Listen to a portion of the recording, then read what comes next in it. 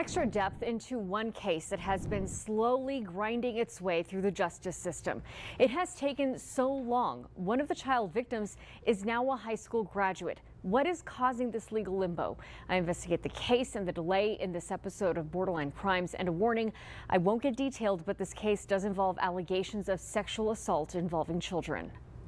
I was anywhere from like 5 to 7, possibly, 5 to 7, anywhere in that age range. This is CD, only identified in the court documents by her first and last initials. And according to those documents, CD was actually 5 years old when she was molested back in 2012. Her first outcry to her mother went unheeded, so she kept it to herself for 4 years until confiding in an elementary school classmate. And I told her what happened, and the school thought that it was my dad. So at first they were like, we have reports or a girl saying that your dad is touching you. My dad isn't even in the state. And they were like, well, is someone touching you? And that's when I did complain about it. CD's statement to police 4 years after the incident turned out to be one of many against an El Paso man named Edward Alvarado.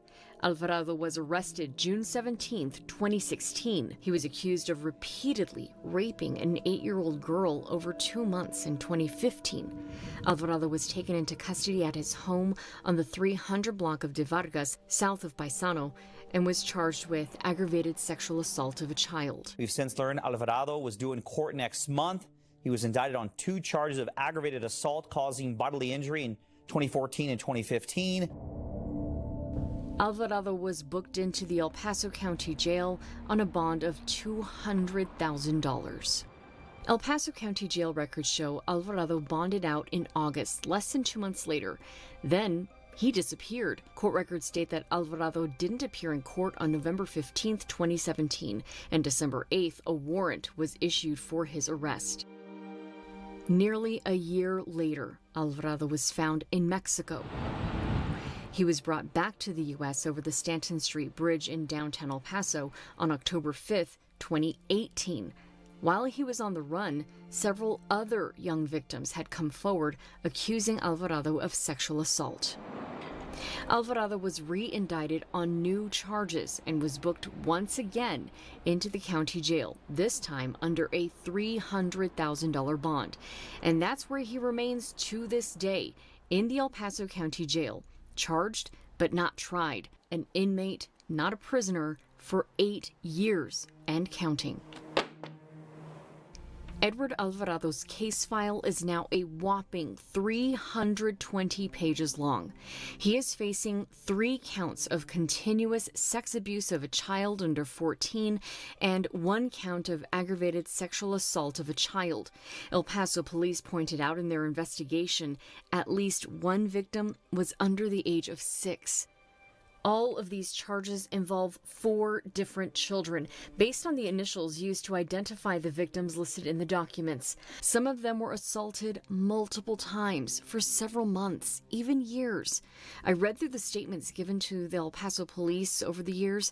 It's very graphic, and I'll spare you the descriptives, but there are 66 different detailed instances of children describing how they were abused at the hands of Edward Alvarado. How do you cope with something like that? How do you go day to day? Unfortunately, it just wasn't something that was really important at my life in the moment. It wasn't my biggest priority. It was just something that I took and went. I accepted it. It happened. And after the report, I felt, I guess, a sense of justice, because I at least said something. But that was only the beginning of the journey to justice. CD's report may have prompted police to arrest Alvarado 8 years ago, but she has spent the last 12 years trying to move past this trauma. I never heard about anything after, so I kind of just let it go away. The 5-year-old who was a victim of sexual assault is now 17 and a high school graduate. I could hear in her voice as she tried to first rationalize why it was taking so long to go to trial. But then her frustration boiled over. There's obviously more important cases that could be discussed at this moment of time, in my opinion. But honestly, like, the fact that it's barely coming up all this time is, like, ridiculous to me. Like, I'm damn near a whole adult and you're barely going to bring up a childhood trauma. Someone had said something about it years ago. Multiple girls. They found multiple girls. You're telling me you have to find multiple girls? Two weren't enough? The two that you knew of that came clean, like, that wasn't enough? And then you want to bring it back when I'm an adult. For sure. Absolutely. I wanted to get an answer as to why this case was taking what seemed to be an extraordinarily long time to be resolved. I explore that on ABC 7 at 10 tonight in part 2 of my Borderland Crimes investigation. And for more extra depth reporting, you can download the KVIA ABC 7 CTV app. You can find it on Roku, Fire TV, and Apple TV.